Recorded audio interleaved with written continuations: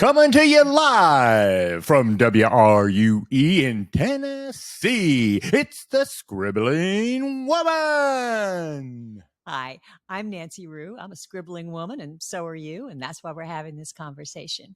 Here we talk about the writerly life that is unique to you, no matter what your age, your season, or where you are in your creative pursuits. You are an official Scribbly, so let's chat.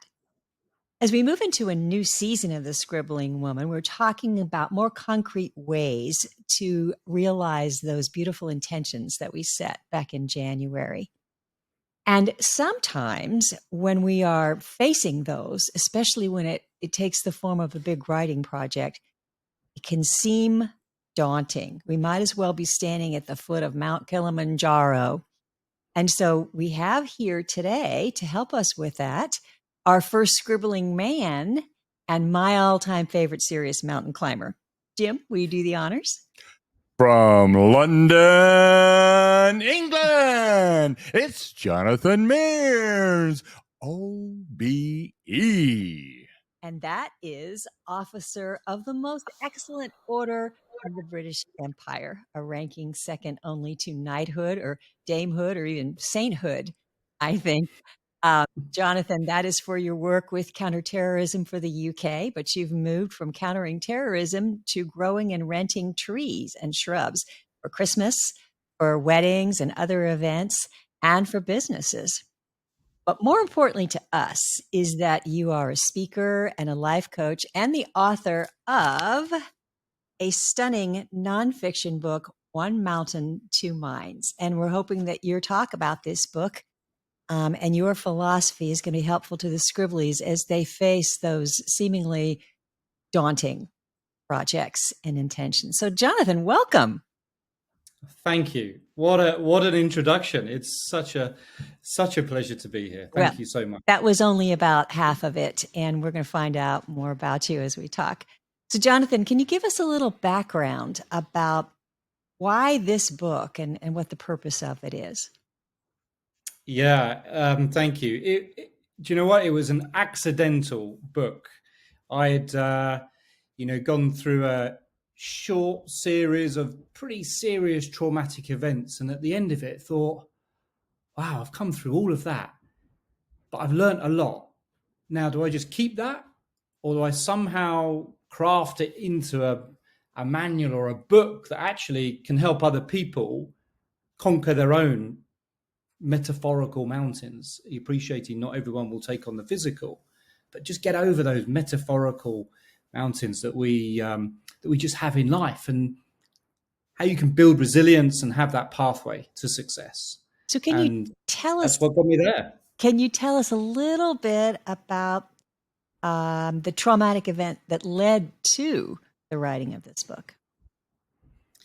Yeah, I think there was there was a series. I've been at 5 different terrorist attacks. Not really a statistic that you really want to be boasting about in any way, shape or form. But for me, there was one terrorist attack in Nairobi, Kenya. I was out in East Africa working. And, that was pretty bad. That would really hit hard, like emotionally difficult as well as mentally. And just everything was a challenge. But then, seeking some sort of solace in the outdoor space, and thought, we've got a mountain booked. We're going to climb this. We're heading to the Uganda-Congo border in East Africa. Thought, we'll get some space, get some fresh air, and this will be amazing. Piece of cake, right? Yeah. And then, of course, we picked the right weather window, and the right weather didn't turn up. And then we experienced every weather under the sun. And no sun. Right. And then we had a mountain porter struggling to survive, dying of hypothermia. And then within 12 hours, my own near-death experience further up the mountain. And it was that sort of, trio of events that really made me think. So tell us a little bit more about the mountain metaphor that came out of this, that you've applied to life. Yeah, break it down for us. I still apply it to life now. And if I'm stuck, I think, where am I on this little journey? Because this isn't working. And then once I have a good look back at this mountain metaphor of mine, I look, that's where I am. I've started in the wrong place. Now take your medicine and go back to the start. So it's 6 stages. Okay. Okay. The mountain metaphor has been around for a long time. And, you know, where everyone gets to the top, they celebrate, and then that's it. It's amazing. But it's the halfway point. For me, 6 stages. You've got the preparation, you've got the journey, you've got your fears, you've got the summit where you can celebrate, you've then got the learning, and then you've got the legacy. And this is I can apply to anything I've done. I like that so much, and it's so clear. Can you say it one more time? Absolutely. 6 stages. Okay. Preparation, a big chunky area. Then you have the journey, you have your fears, which do include procrastination. Then you have the summit, then you have the learning, and then you have the legacy. So, for purposes of today, since we're talking about our scribblies looking up at that same mountain, can you talk a little bit about how that preparation phase applies to, let's say, writing a book? Because you did that very thing, right? Yeah, I did do that very thing with an expert tuition, let's us add. I think when you approach anything big, writing a book is a big thing. It's a big topic. It's a big ask. It's a big task. Now, you have to get yourself straight. What are you writing about? What's the purpose of this? Who's the audience? What do you actually need in your life to be in the best place to be able to write this book? Now, for me, I always pick the same chair at the same table at the same time and picked a moment. And that became me getting in the zone. And then I felt, I feel like I'm getting some good preparation here. Who else needs to know that you need to focus on this sort of stuff, I think for me, once I'd got that basics in place and I could also see what the summit looked like, I could take my journey. I knew where I was heading. So let's circle back to who else needs to know? Because women especially have so many other people that they're responsible for, that they feel beholding to, that they have to take care of. So can you talk a little bit more about that particular part? Yeah. I sort of do this in the coaching as well. Some people really want to embark on something, but if we look at it in a circular way, and we cover this in the book, circular way, if you put more effort into, it's a circular way, but it's got like little cheese sections, if you can imagine that. Cheese sections, okay. Yeah, or like Trivial Pursuit, if we're allowed to say. My most unfavorite game of all time, can I just say? But we get the metaphor, right? We get the image. I mean, I'm pretty rubbish at it as well. But the image is applicable. But if you were to put more effort into one section, then the other areas will suffer. So if you want to write a book, then there has to be some give, because there's only a certain amount of time in the day. And you're right, women especially have lots of plates to keep spinning. So it becomes vitally important to say, right, I'm writing this book, but therefore who else needs to know that you need that time? Because the process it's not like going to school and you're going to sit there and just going to go to the desk and you're going to learn. Mm-hmm. You might sit there and be like, what, all right. It feels like there's a pressure. There is. And then it becomes more stressful when nothing's coming. But then when you're out walking around doing something else, something pops in your brain like, oh, I need this time. So it's just making sure that people know that you need to carve out this time away from distractions, the mobile phone, the kids may be running in, or every other job that people have to do. So, can we jump ahead a little bit to the fears? Um, because we've talked a lot about that in the Scribbling Woman, about what are the things that hold us back, and I think fear is one of the biggest. Can you talk about that a little bit? Yes, definitely. Fear is the edge of the comfort zone. The comfort zone is generally where we like to be. And I guess also other people like you to be. Mm, They like you to stay in your comfort zone. And that moment when you're just pushing out of the edge of your comfort zone, you might have maybe friends, maybe family that maybe start to criticize or provide some sort of feedback. Why are you doing this? Why are you spending so many hours doing that? It won't work. No one's going to read it. No one's going to buy it. And then it starts those nagging doubts. And that's them, if you can imagine them dragging you back, pulling you back into their comfort zone. down the mountain, right? Yeah. Pulling you back down. You're like, no. I'm intent on going up this thing. No, I'm pulling you back down. Right? And you're like, no, get off, I'm going. And you keep going, but you've got this weight, right? This can start to sort of really get into your mind, and it can really impact you, and it can really give you some self-doubt. So, self-doubt, imposter syndrome, procrastination, it's all things that just exist outside of our comfort zone.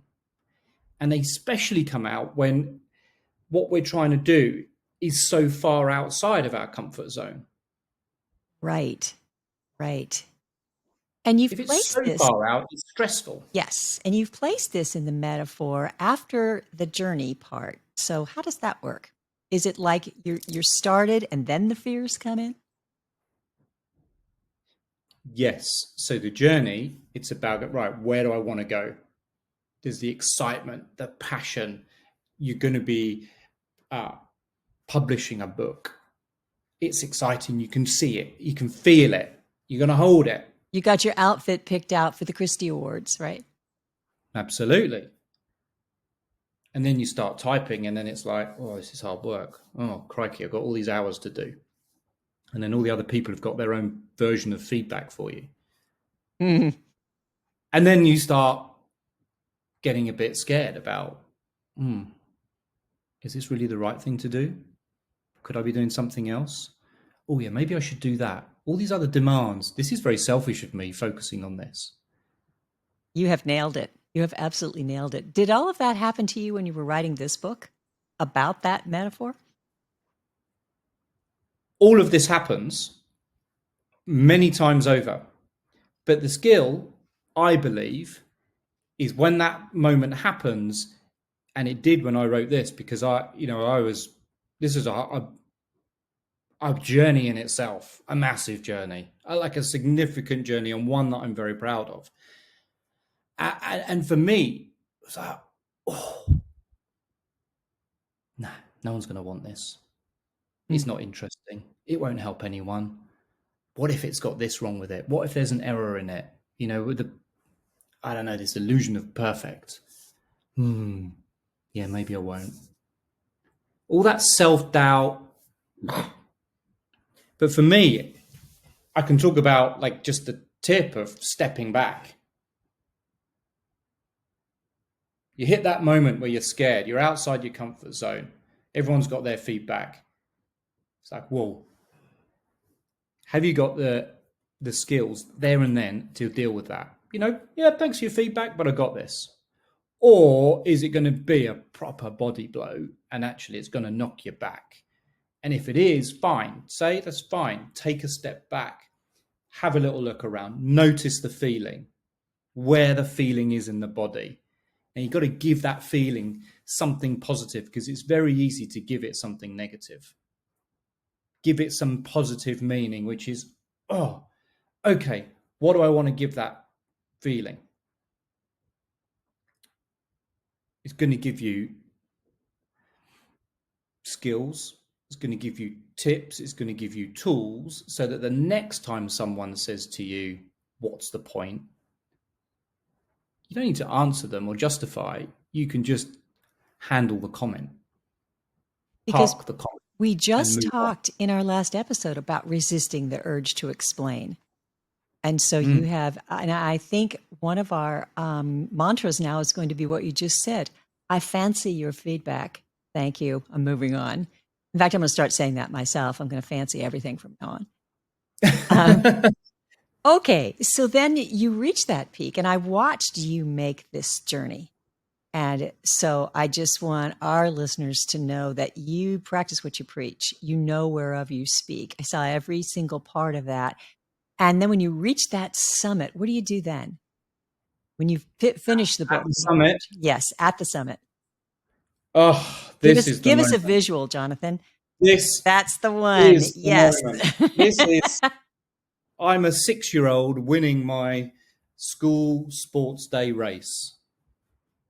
You know, you can see the picture on the front of the book there.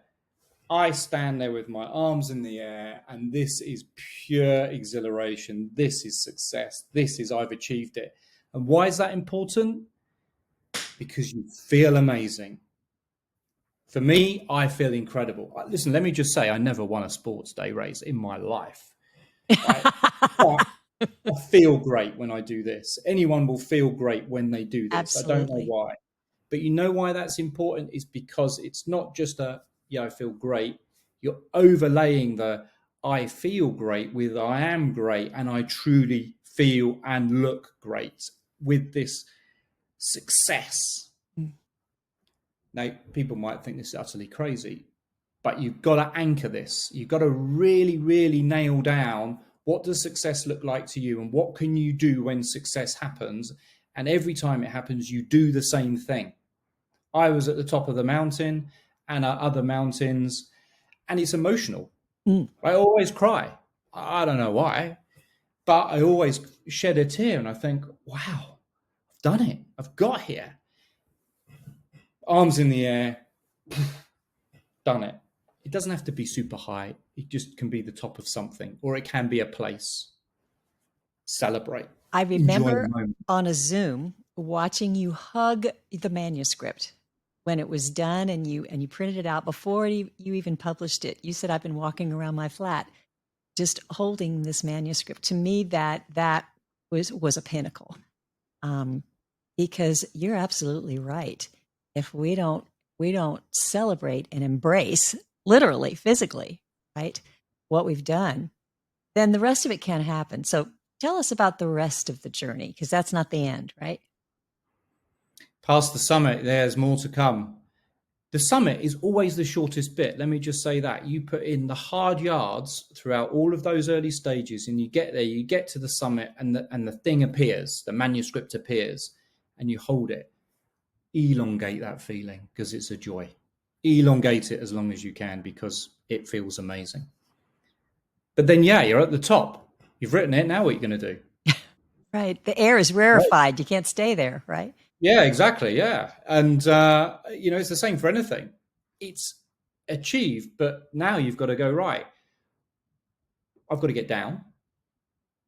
But on the way down, there's always a few little blips on the way down as well, because it's still hard work, still a lot of physical effort. And for me, when it comes to books, it's like, right, what did I learn about that whole journey that I can now use in the next mountain I take on? Metaphorical, not necessarily physical. And then it's like, right, I learned how to overcome those fears. I learned what it's like to celebrate the success of this. Now I need to use that because I now need to market the book. I now need to sell the book. I now need to convince people it's a good idea to potentially listen to what I say and take away something. Oh, I've learned. You're learning all these things whilst you're preparing for the next. And then for me, once you've done the learning of that journey that you're currently on, the thing is for me is about the legacy. Talk about that. If you can leave something for the next generation or for somebody else or for one person, then you've had impact. I didn't start this to leave legacy. I started this because I thought, this could help somebody.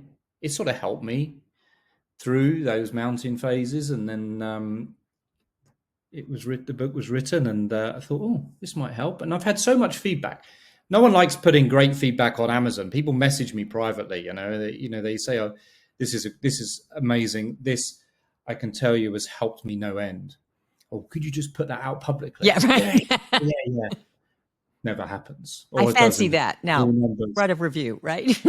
Yeah, exactly. And then it's just, okay, fine. I've benefited somebody. I've helped somebody. And then it makes you think it was all worth it. Yeah. And that gives you a whole nother set of skills so that when you're embarking on the next part, you're like, okay, I've already got a lot of information. I know how to prepare myself. I know how to overcome those fears. And if you think about it, like chunking it down in a book, you can say, right, it could just be chapter by chapter, topic by topic. You're breaking this down in, and each metaphorical journey is a chapter at a time. Right. Each mountain is a chapter, or a chapter is a mountain, right? Absolutely. Right. Yeah. And then once you're done chapter one or whichever, then you get to the end of that. You go, right, what did I learn? Okay, right. Now I'm in a stronger place to write the next chapter. On you go. So Right. since then, since Uganda, you have climbed a number of physical mountains. Name a couple for us, will you? We need to be impressed. Oh, crikey. They're not that. So probably in mountaineering terms, I'm still a novice. So since Uganda, I popped up Kilimanjaro. You popped So up Kilimanjaro. it was quite a nice one. I quite enjoyed that. It's quite straightforward, actually. I'd recommend it to people.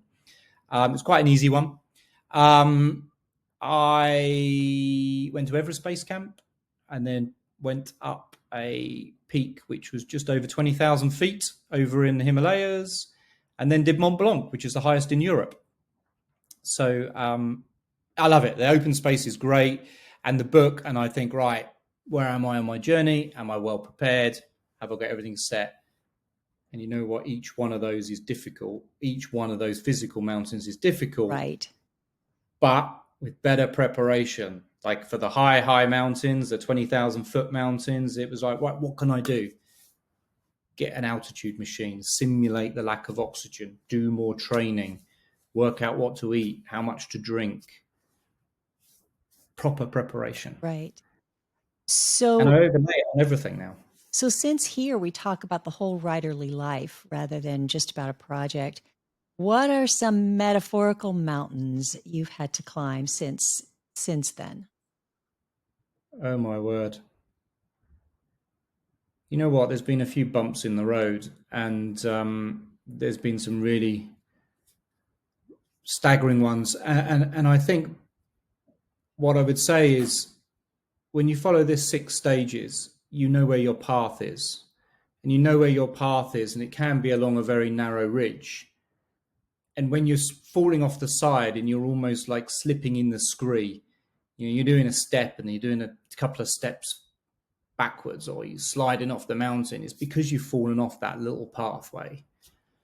And I fell off the pathway last year with the Christmas tree business, and I thought, oh, this isn't really going how I wanted it to. It was becoming particularly tricky, and I was just going to, for a number of reasons, and I was just going to sort of give up and close it and say that this mountain's not for me anymore.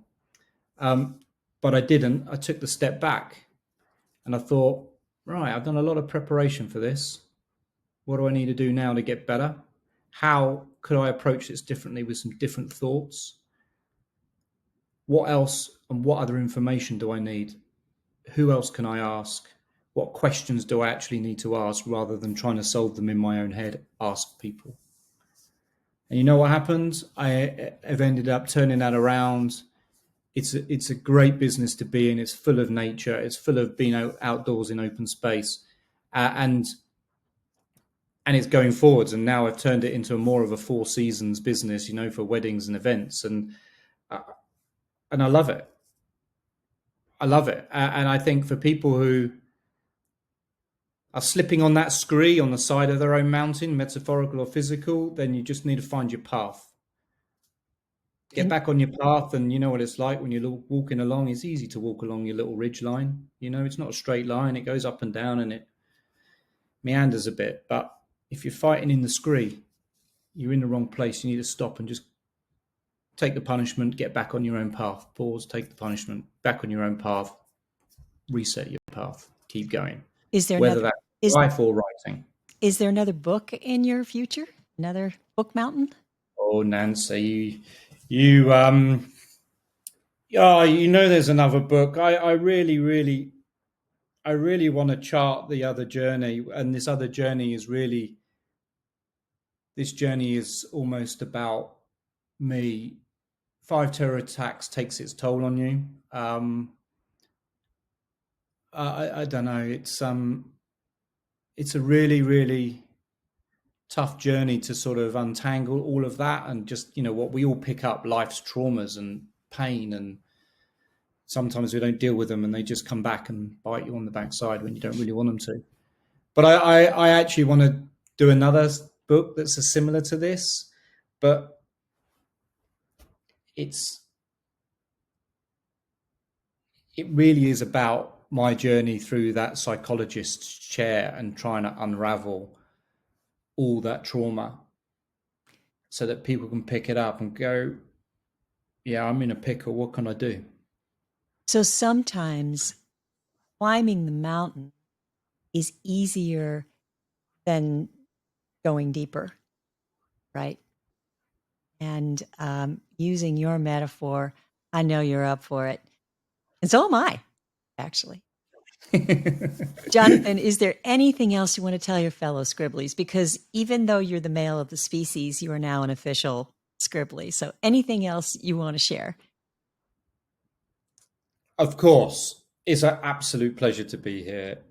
I think this is amazing. Nancy, you are a superstar now and when that book was written, and your help is just, I don't know, I will hold it in my heart forever. It was incredible. And one last thing I would say is, things sometimes are just difficult, sometimes are just hard, but just take the step back, have a moment to pause, put your foot on the ball, have a little look around, and then go again. Because the best people get knocked down, but then they get up and keep going again and again and again. And that, for the people who are listening, will be them, because there'll be days when you feel a bit and the book may never, you feel like it may never be achieved, but it will. Absolutely it will, because you'll get up again and you'll go again and you'll go again and you'll go again, and before you know it, this manuscript has appeared. You're like, this was worth it.